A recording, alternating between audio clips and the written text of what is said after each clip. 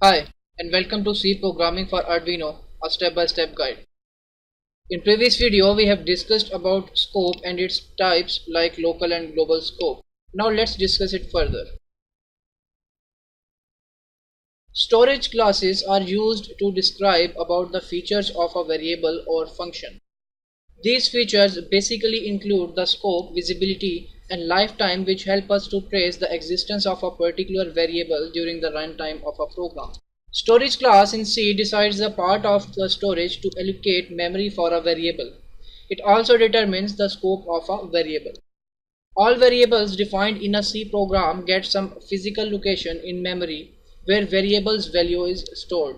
Memory and CPU registers are types of memory locations where a variable's value can be stored. The storage class of a variable in C determines the lifetime of the variable if this is a global or local variable. Along with the lifetime of a variable, storage class also determines the variable's storage location, the scope or visibility level of the variable, and the initial value of the variable is also determined. There are four storage classes in C: auto storage class or automatic storage class, register storage class, static storage class, and extern or external storage class.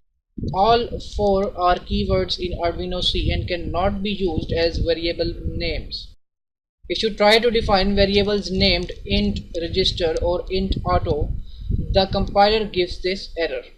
Clearly, the compiler does recognize both as keywords and will not let you use them as a variable name.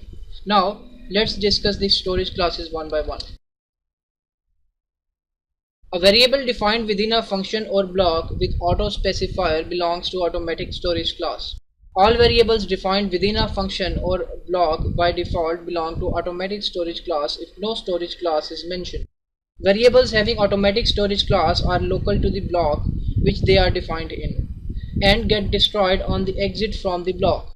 The following C code demonstrates the visibility level of auto variables. The output of this code prints 3, 2, 1 on screen. In this example program, you see three definitions for variable I. Here, you may be thinking if there could be more than one variable with the same name. Yes, there could be if these variables are defined in different blocks. So there will be no error here and the program will compile and execute successfully. The register specifier declares a variable of register storage class. Variables belonging to register storage class are local to the block which they are defined in and get destroyed on exit from the block. A register declaration is equivalent to an auto declaration but hints that the declared variable will be accessed frequently.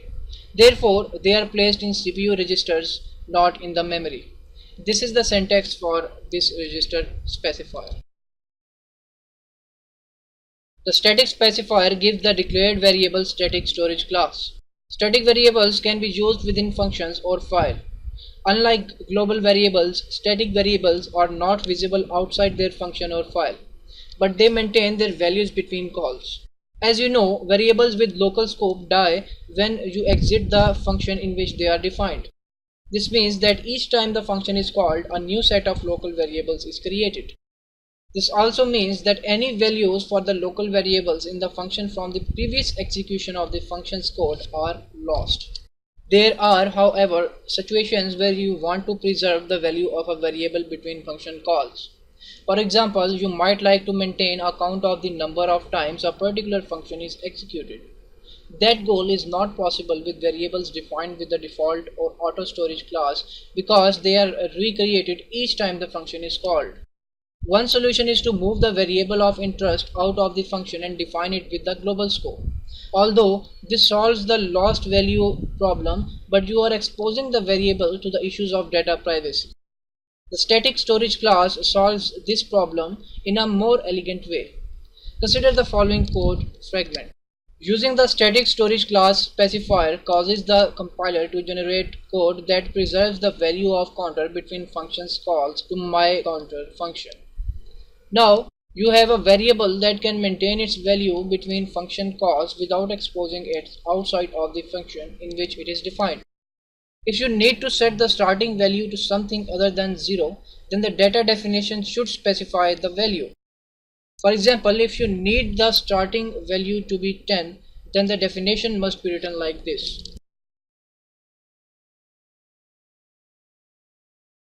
The extern or external specifier gives the declared variable external storage class.